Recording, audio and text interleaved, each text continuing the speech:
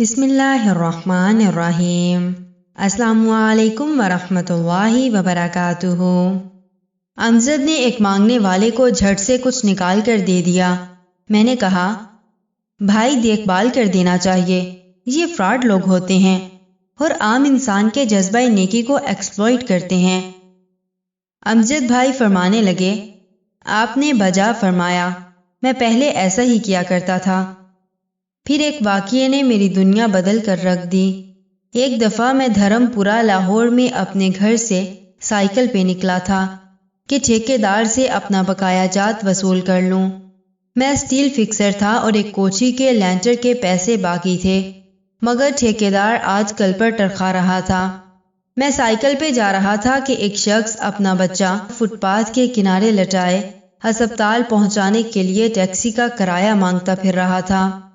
وہ کبھی کسی پیدل کا بازو پکڑ کر ہاتھ جوڑ دیتا، میرا بچہ بچا لیں، مجھے ٹیکسی کا کرایہ دے دیں، تو کبھی موٹر سائیکل والے کو ہاتھ دیکھ کر روکتا، کبھی کسی کار والے کے پیچھے بھاگتا کہ وہ کار میں اس کے بچے کو ہسپتال پہنچا دے۔ کوئی رکتا تو کوئی نہ رکتا، جو رکتا وہ بھی اسے گھور کر دیکھتا اور آپ والی سوچ سوچ کر اسے ڈانٹتا اور کام کر کے کھانے کی نصیحت کرتا اور پھر آگے نکل جاتا۔ میں سائیکل سائڈ پہ روکے ایک پاؤں زمین پر ٹیکے اس کا تماشا دیکھ رہا تھا۔ اچانک اس کی نظر مجھ پر پڑی تو وہ میری طرف لپکا۔ اس نے میری سائیکل کا ہینڈل پکڑ لیا۔ بھائی جان، خدا کے لیے میرے بچے کی زندگی بچا لیں، اس کو سخت بخار ہے، آپ نیچے اتر کر اس کو دیکھ تو لیں، آپ کو یقین آ جائے گا، آپ دیں گے تو شاید کسی اور کو بھی اعتبار آ جائے۔ مگر میں بھی آپ کی طرح سوچ رہا تھا۔ پھر جس جارحانہ انداز میں اس نے میری سائیکل کا ہینڈل پکڑ رکھا تھا، لگتا تھا کہ ادھر میں سائیکل سے اترا اور ادھر وہ سائیکل پکڑ کے بھاگ جائے گا۔ میں نے بھی اسے کام کر کے کھانے کی تلقین کی اور پچھلے جمعے میں سنی ہوئی حدیث اس کو بھی سنا دی، الکاسب حبیب اللہ، کما کر کھانے والا اللہ کا دوست ہوتا ہے، اور اپنا ہینڈل چھڑا کر بڑبڑاتا ہوا آگے چل پڑا۔ حرام خور ہمیں بیوقوف سمجھتے ہیں۔ 2-3 گھنٹے کے بعد جب میں بقایا جات وصول کر کے واپس آیا تو وہ ابھی بھی اسی جگہ کھڑا مانگ رہا تھا۔ بچے کو اب وہ سڑک کے پاس لے آیا تھا اور اس کے چہرے سے کپڑا بھی اٹھا رکھا تھا۔ وہ دھاڑے مار مار کر رو رہا تھا۔ اب وہ بچے کے کفن دفن کے لیے مانگ رہا تھا۔ میں نے سائیکل کو روک کر پاؤں نیچے ٹیکا اور میت کے چہرے کی طرف دیکھا۔ پھول کی طرح معصوم بچہ زندگی کی بازی ہار گیا تھا۔ میرے رونگٹے کھڑے ہو گئے۔ میری جیب میں جو کچھ بھی تھا میں نے بقایا جات سمیت سب بغیر گنے نکال کر باہر پھینکا، اور اس سے پہلے کہ اس کا باپ میری طرف متوجہ ہوتا، اس تیزی سے سائیکل چلا کر بھاگا کہ گویا سارے لاہور کی بلائیں میرے پیچھے لگی ہوئی ہیں۔ میں گھر پہنچا تو میرا برا حال تھا۔ تھوڑی دیر کے بعد مجھے بخار نے آ گھیرا۔ بخار بھی کچھ ایسا تھا کہ گویا میرے سارے گناہوں کا کفارہ اسی بخار میں ہونا تھا۔ گھر والے مجھے ہسپتال کے لیے لے کر نکلتے اور میں چارپائی سے چھلانگ لگا دیتا۔ مجھے ہسپتال نہیں جانا تھا، میں اسی بچے کی طرح ایڑیاں رگڑ رگڑ کر مرنا چاہتا تھا۔ 2-3 دن کے بعد بخار سے تو آرام آ گیا، مگر ذہنی مریض بن گیا۔ مجھے لگتا گویا میرا اکلوتا بیٹا جو 3ری کلاس میں پڑھتا تھا، وہ اس بچے کے کفارے میں مر جائے گا۔ میں نے اپنے بچے کا اسکول جانا بند کر دیا۔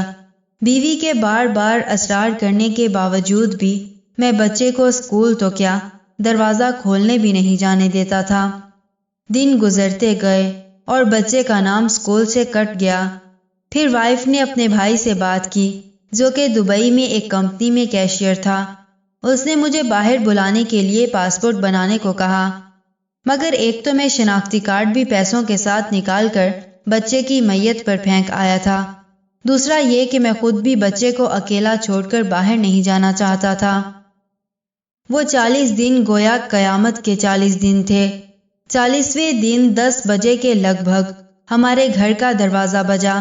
دروازہ میں نے خود ہی کھولا اور سامنے اس بچے کے باپ کو دیکھ کر مجھے چکر آ گئے۔ جیسے ہم دونوں آمنے سامنے کھڑے خلا میں چکر کاٹ رہے ہیں۔ درمیان میں بچے کا چہرہ بھی آ جاتا۔ میری کیفیت سے بے خبر اس باپ نے مجھے دبوچ لیا اور پھوٹ پھوٹ کر رونا شروع کر دیا۔ وہ کچھ کہنے کی بجائے میری ٹھوڈی کو ہاتھ لگاتا اور اسے چوم لیتا، جبکہ میں پتھر کا بت بنے اس کی گرفت میں تھا۔ اچانک مجھے جھٹکا لگا اور میری چیخ کچھ اس طرح نکلی جیسے کسی کو پانی پیتے وقت اتھو لگ جاتا ہے اور پانی اس کے منہ اور ناک سے بہہ نکلتا ہے۔ میں اس بچے کے باپ کو سختی کے ساتھ سینے سے لگائے یوں رو رہا تھا کہ گویا اس کا نہیں بلکہ میرا بچہ مر گیا ہے۔ ہمارے رونے سے گھبرا کر پورا محلہ اکٹھا ہو گیا تھا۔ آہستہ آہستہ 40 دنوں کا غبار نکلا۔ اس کو میں گھر میں لے کر آیا۔ محلے والوں نے بھی آدمی سے تعزیت کی۔ کچھ دیر بعد اس نے اپنی جیب سے میرا شناختی کارڈ نکالا اور مجھے واپس کر دیا۔ پھر جیب میں ہاتھ ڈال کر کچھ پیسے نکالے اور میرا شکریہ ادا کر کے کہنے لگا، آپ کے پیسے بڑے برکت والے تھے۔ شاید یہ آپ کے خلوص کی برکت تھی کہ میرے بہت سارے کام ہو گئے۔ سارے اخراجات کے بعد کچھ پیسے بچ گئے تھے۔ ان میں کچھ پیسے میں نے ادھار لے کر ڈالے ہیں، یہ آپ قبول کر لیجئے، باقی میں بہت جلد آپ کو واپس کر دوں گا۔ میں نے پیسے واپس لینے سے سختی کے ساتھ انکار کر دیا اور منت سماجت کر کے اسے پیسے رکھنے پر راضی کر لیا۔ اس کے بعد میں یہاں اس کمپنی میں بطور اسٹیل فکسر آ گیا۔ میں جی جان سے کام کرتا تھا۔ چند ماہ میں ترقی کر کے میں فورمین بن گیا۔ 3 سال بعد میں نے سالے کی مدد سے اپنی کمپنی بنا لی اور اس بچے کے والد کو بھی اپنی کمپنی میں بلا لیا۔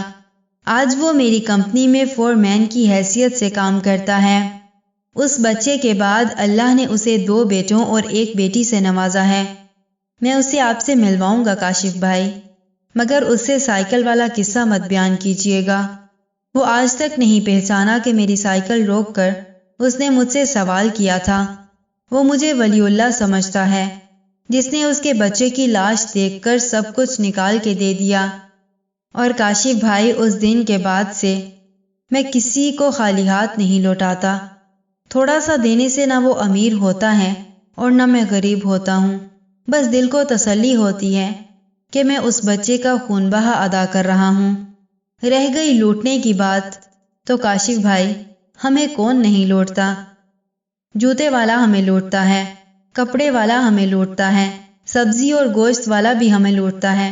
اتنا لوٹنے کے بعد اگر کوئی ہمیں اللہ کے نام پہ لوٹ لے تو شاید حشر میں ہماری نجات کا سامان ہو جائے کہ یہ بندہ میری خاطر میرے نام پہ لوٹتا رہا ہے۔ جزاکم اللہ خیر و احسن الجزا فی الدنیا والآخرہ۔ السلام علیکم ورحمۃ اللہ وبرکاتہ۔